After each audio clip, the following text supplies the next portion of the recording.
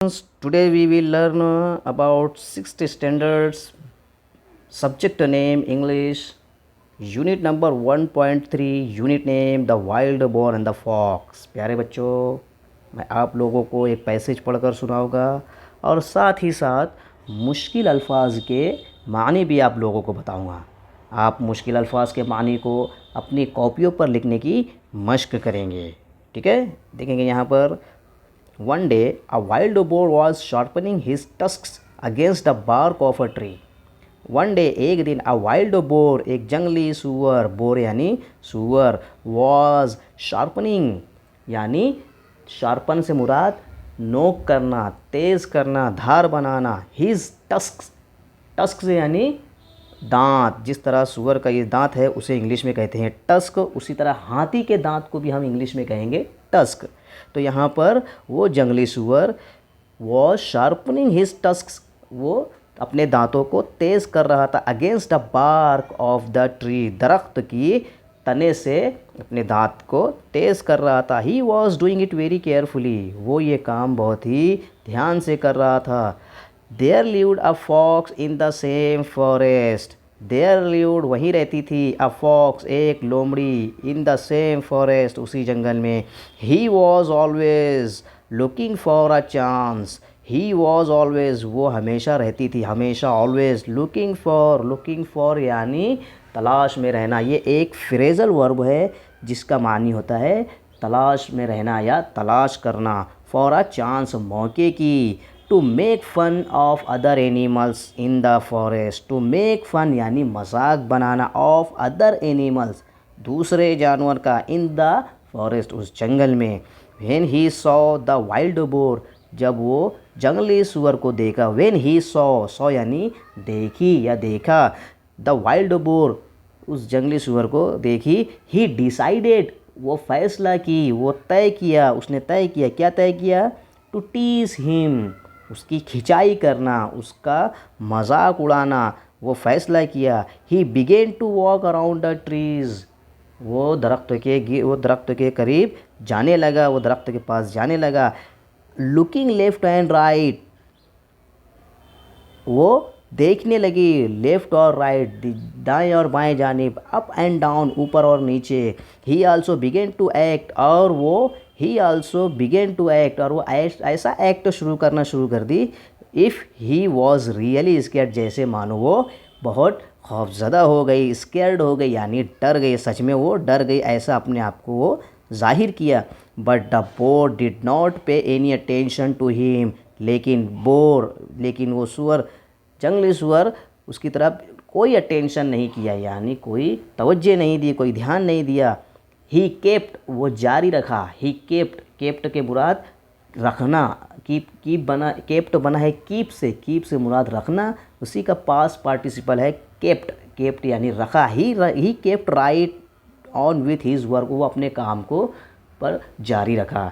प्यारे बच्चों, मैंने आपको ये पैसेज बताया, मुश्किल अल्फाज के मानी भी बताया। चलो आ जाओ, हम इस पैसेज से चंद सवालात को हम कल हल करेंगे।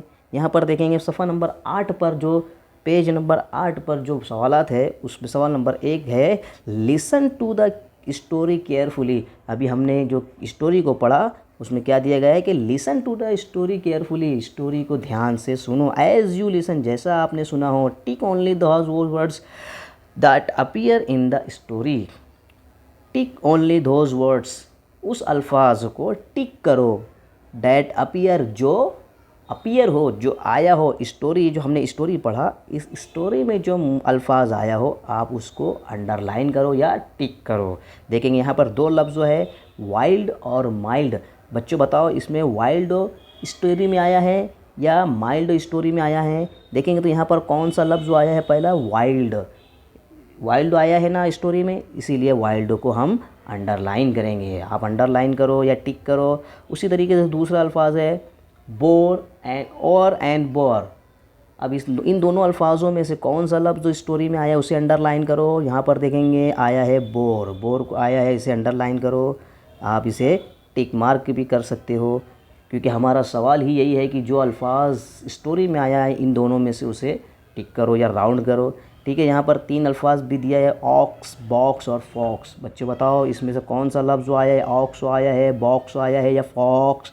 तो देखेंगे यहाँ पर आया है फॉक्स। तो फॉक्स को आप टिक मार्क करो, उस पर निशान लगाओ, इस टिक इस बॉक्स पे, इस ऑक्स पे, इस बॉक्स पे निशान लगाओ। डार्क एंड बार्क, इन दोनों में से कौन सा लफ्ज़ आया है? बार्क। देखो यहाँ पर लिखा है बार्क, ये बार्क स्टोरी में आया है ना, तो इसे अंडरलाइन करो। उसी तरह गन और फन, दोनों में से कौन सा लफ्ज़ आया है? यहाँ पर देखो स्टोरी में ढूंढो, तलाश करो, यहाँ पर आया है फन, फन आया है ना, फन को अंडरलाइन करो। उसी तरह सौ और रॉ, दोनों में से कौन सा लफ्ज़ स्टोरी में आया है? देखेंगे यहाँ पर सौ आया है ना, स्टोरी में आया है, क्योंकि हमारा सवाल भी यही है कि स्टोरी में जो लफ्ज़ आया है उसे टिक करो। प्लीज़ एंड टीस, अब इन दोनों में से टीस लफ्ज़ आया है, देखो यहाँ पर तलाश करो बच्चों, टीस, टीस को अंडरलाइन करो, टीस को टिक मार्क करो। उसी तरह टॉक और वॉक, वॉक लफ्ज़ आया है स्टोरी में, इसे अंडरलाइन करो, आया है ना, इसे तलाश करो, ये मिल गया हमारे पास।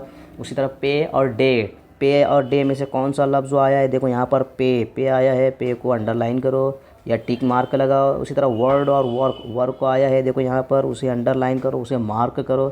उसी तरीके से हार्ड और कार्ड में हार्ड लफ्ज़ आया है, वांट एंड वांट में आया है वांट। चांस और डांस, इन दोनों में से कौन सा लफ्ज़ आया? देखो आखिर में आया है chance, looking for a chance. Chance को आप अंडरलाइन करो या टिक का निशान लगाओ। उसी तरह सवाल नंबर 4 हम देखेंगे, 2 और 3 बाद में उसे देखेंगे, पहले देखेंगे सवाल नंबर 4। सवाल नंबर 4 है द मैच द वर्ड्स और फ्रेजेस इन ए और and B with reference to the story.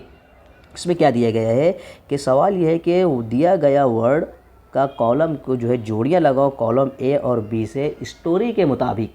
यहाँ पर कॉलम ए में देखो लुक फॉर, तलाश में रहना। प्यारे बच्चों हमने स्टोरी पढ़ा, अब बताओ लुक फॉर, लोमड़ी किस चीज़ की तलाश में रहती है? दांत के तलाश में रहती है, टस्क के तलाश में रहती है, द फॉक्स की तलाश में रहती है, कि मौके की तलाश में रहती है, कि दूसरे एनिमल्स की? तो जवाब क्या रहेगा? Looking for a chance. हमने जुमले में देखो यहाँ पर स्टोरी में आया है लुकिंग फॉर अ चांस, है ना।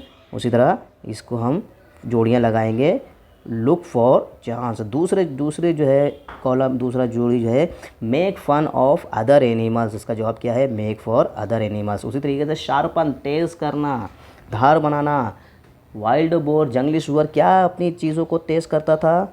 वो अपने टस्क को तेज़ करता था, शार्पन टस्क, ये इसकी जोड़ी। उसी तरह पे अटेंशन, जंगली सुअर किसकी तरफ ध्यान नहीं दिया? द फॉक्स, फॉक्स की तरफ ध्यान नहीं दिया। प्यारे बच्चों इसी तरीके से हम आगे के सवालात भी हल करेंगे। आप इन 2 सवालात को और मुश्किल अल्फाज के मानी को आप अपनी बयाज़ों पर लिखकर मश्क करेंगे और इन सवालात के जवाबात भी अपनी कॉपियों पर लिखकर इसकी मश्क जारी रखेंगे। ठीक है।